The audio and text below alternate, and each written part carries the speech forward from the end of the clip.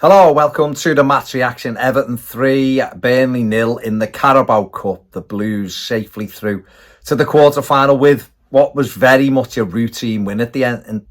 And I'll be honest, I haven't seen too many routine wins recently from Everton, but tonight was one of those. That's 3 clean sheets in 4 games for Everton now, and back-to-back home victories, scoring 6 and conceding none. And it was good. It was a good night's work for Everton. The manager made a couple of changes. Ashley Young coming in for Nathan Patterson.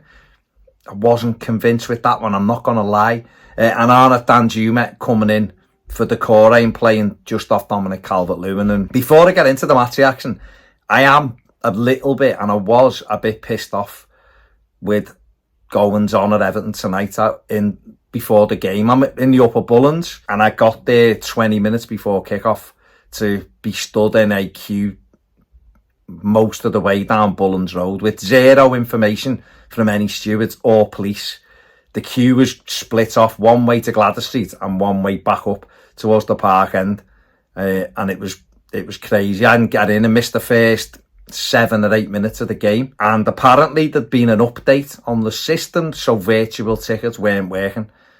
By the time I got to the turnstile with Zach, ours worked, but it's nonsense. I don't know why are we doing updates on the day of a game?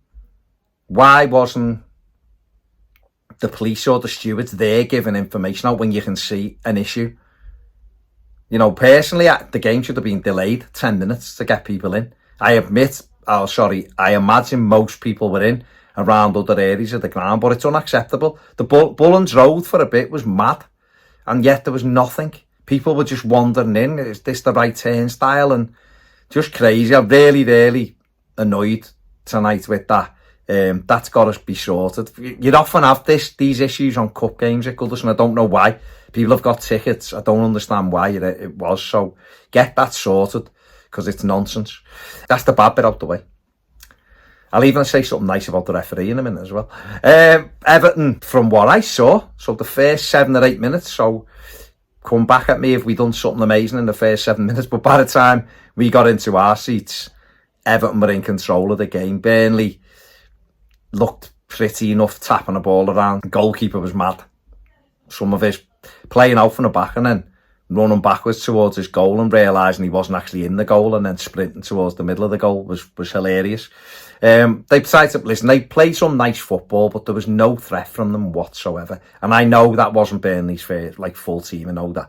But they just knocked it around. And Everton had a comfortable night. Jordan Pickford, I don't think had a save to make all night. I don't think he'll have an easier night, to be honest with you. But Everton got ahead in at the 13th minute, the old Burnley connection. Dwight McNeil was booed, got it onto his left foot, floated across in, and James Tarkowski with a tremendous header into the corner of the net to give Everton a 1-0 lead. And once that was in, it was never really in doubt. Burnley tried to play a couple around the corners in behind us, but in general we dealt with it quite well. And could have had more goals in the first half. Again, some wrong decision making in the final third. Dwight McNeil, I'm looking at you on one of them, when you should have just played in James Garner when we'd made a good move. Arnott Danjuma, looking at you. But in general, Everton were just in control, and you just felt at half-time you just needed that second goal, and that would be it. Came out for the second half, got the second goal not too far into the second half. A ball to the back post, James Tarkowski headed it back across, and Amadou Onana tapped it in to make it 2-0. It was tie over from then, and it was, could Everton get more goals? They had opportunities. Dominic Calvert-Lewin had done really well. I think that might have led to the corner, actually, when he'd ran 2 of their defenders and a shot deflected wide. We had moments again, just making the wrong decision, really, but you don't mind. They're trying to play that attacking football. Dwight McNeil twice had the opportunity to slide other players in and didn't, because he wanted to shoot himself. And I guess getting booed by your old club's fans, you want to smash one in the corner of the net and celebrate, basically. That didn't quite happen. We had the lovely little breakaway between Danjuma and Dominic Calvert-Lewin, and Calvert-Lewin tried to feed it back to Danjuma, and it just deflected away from him. The manager made some changes. On came Beto, and on came Abdoulaye Doucouré. And Everton, again, it was comfortable. Honestly, it was as comfortable as you'll get in a home game and in a cup tie. Everton, again, like I said, you know, could have and should have had more. Nathan Patterson came on, played a couple of but played one brilliant ball across to Beto, who should have scored. Should have gone at it with his left foot, went at it with his right. But Beto got some reward for working hard. Chased the ball down the line, down the flank, knocked the defender over, come into the box, fired it across, and Ashley Young was on hand to steer it past the goalkeeper to put the cherry on the top of the cake, send Everton into the quarterfinals, and a good result. So, like I said before, a clean sheet and done really well. And you know, it's all you can ask for. You're playing in these games, been to many Carabao Cup, League Cup, Milk Cup, Littlewoods Cup, Rumbelows Cup, whatever, Carling Cup, whatever guys it's been in. And Everton have just never really done well in this competition. You know, we've been to 2 finals in it, few semi-finals. We've never ever, obviously never won it. And we've generally thrown games away when we've had an opportunity to win it, to progress in the cup. And it builds confidence. And obviously for the Blues at home, we've been talking about the next step really for Sean Dyche away from home. I think he's been fine since he took over at Everton. I think Everton have been fine away from home under him. The home form has been the issue for the manager.